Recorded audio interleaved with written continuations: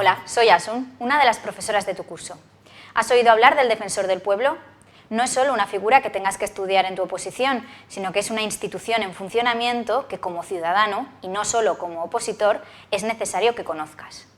En la clase de hoy vamos a hablar de esta institución. En concreto, vamos a conocer su regulación jurídica y a analizar su composición, designación, nombramiento y causas de cese.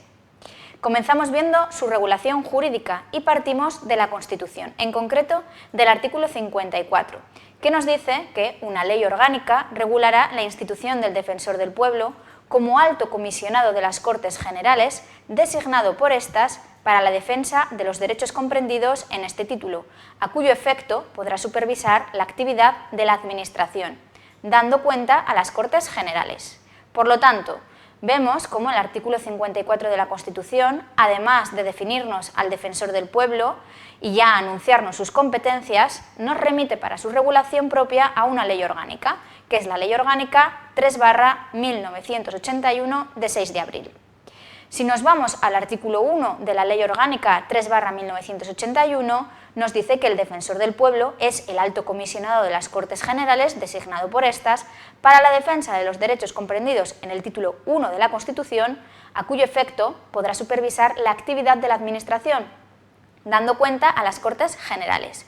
Ejercerá las funciones que le encomiende la Constitución y la presente ley. ¿Te das cuenta de que dicen prácticamente lo mismo?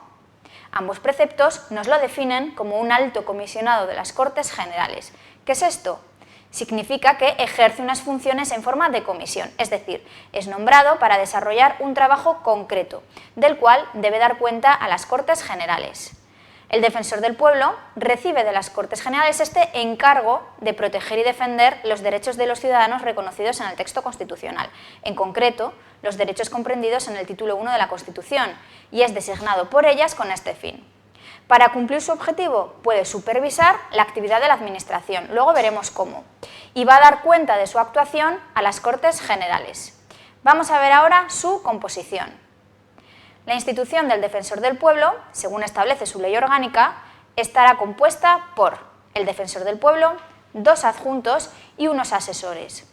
Respecto a los adjuntos, como decíamos, son 2, y según lo establecido en el artículo 8, apartado primero de la Ley Orgánica del Defensor del Pueblo, uno es el adjunto primero y otro el adjunto segundo, en los que el Defensor del Pueblo podrá delegar sus funciones y que le sustituirán por su orden en el ejercicio de las mismas en los supuestos de imposibilidad temporal y en los de cese.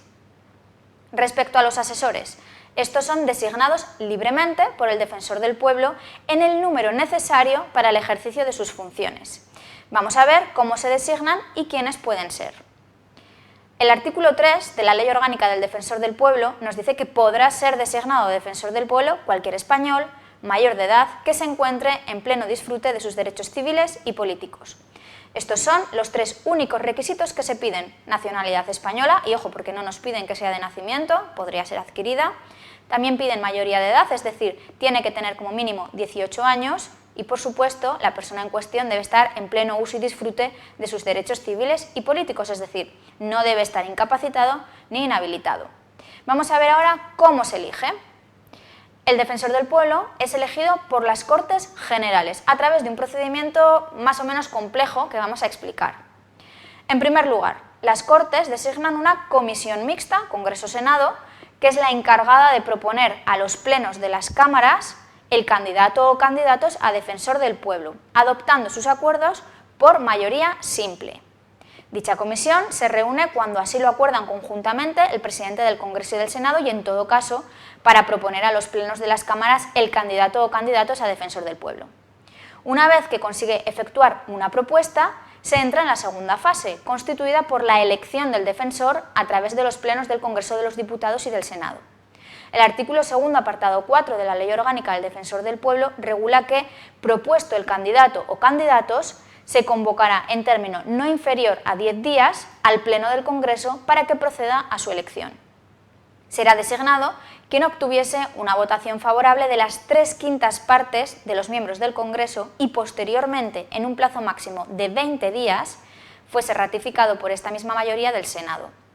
En el caso de no alcanzarse la mayoría legalmente exigidas, bien en la primera votación del Congreso o en la segunda del Senado, Volvemos a empezar. Fíjate en la presentación, en el recorrido de las flechas en azul más oscuro.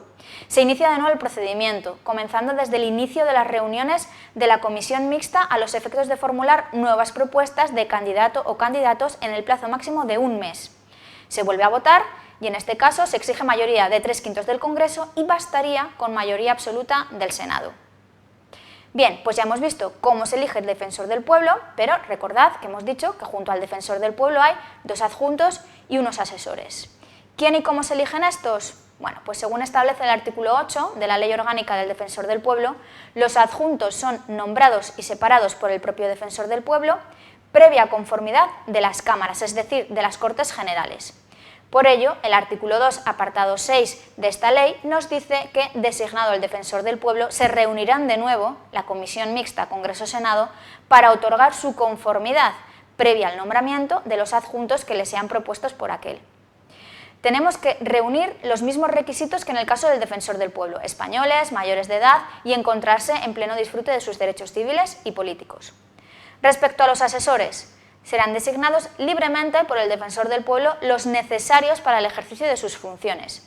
Su nombramiento se publica en el BOE. Vamos a ver ahora las causas de cese del defensor del pueblo.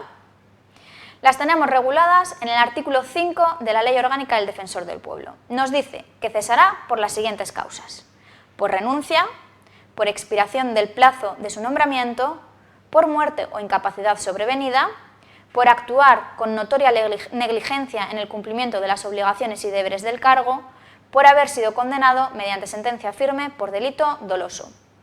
Cuando se da alguna de estas circunstancias, el defensor del pueblo cesa. ¿Qué ocurre en estos momentos? Que se tiene que declarar la vacante, pero se hace de manera diferente según el motivo del cese. Si es por muerte, renuncia y expiración del plazo del mandato del defensor del pueblo, la vacante en el cargo se declarará por el presidente del Congreso sin más. Por el resto de motivos de cese, la vacante no se declara sin más, sino que lo tiene que decidir las Cortes Generales, por mayoría de 3/5 de cada Cámara, mediante debate y previa audiencia del interesado. Una vez declarada la vacante, se tiene que iniciar el procedimiento para el nombramiento de un nuevo defensor del pueblo, y hay un plazo de no más de un mes para ello. El procedimiento es el que hemos visto antes. ¿Qué ocurre mientras? El apartado 4 del artículo 5 de la Ley Orgánica del Defensor del Pueblo nos dice que en los casos de muerte, cese o incapacidad temporal o definitiva del defensor del pueblo, y en tanto no procedan las Cortes Generales a una nueva designación, desempeñarán sus funciones interinamente en su propio orden los adjuntos del defensor del pueblo. Hemos visto los motivos de cese del defensor del pueblo, pero ¿qué ocurre con sus adjuntos y asesores? Según establece el artículo 36 de la Ley Orgánica del Defensor del Pueblo, los adjuntos y asesores cesarán automáticamente en el momento de la toma de posesión de un nuevo defensor del pueblo destinado por las Cortes. Y según establece el artículo 16 del Reglamento de Organización y Funcionamiento del Defensor del Pueblo, cesarán también por los mismos motivos que este, es decir, por renuncia, expiración del plazo de su nombramiento, muerte, incapacidad sobrevenida y por notoria negligencia en el cumplimiento de las obligaciones y deberes del cargo.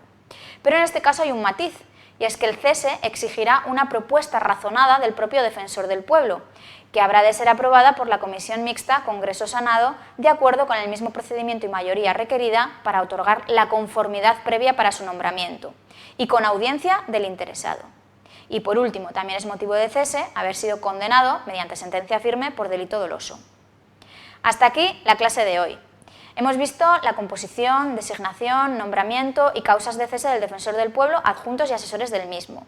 Si quieres más información sobre esta institución, así como conocer quién ostenta en la actualidad este cargo, te animamos a que consultes la web oficial Defensor del Pueblo. Por mi parte, nos vemos en la próxima clase. Un saludo.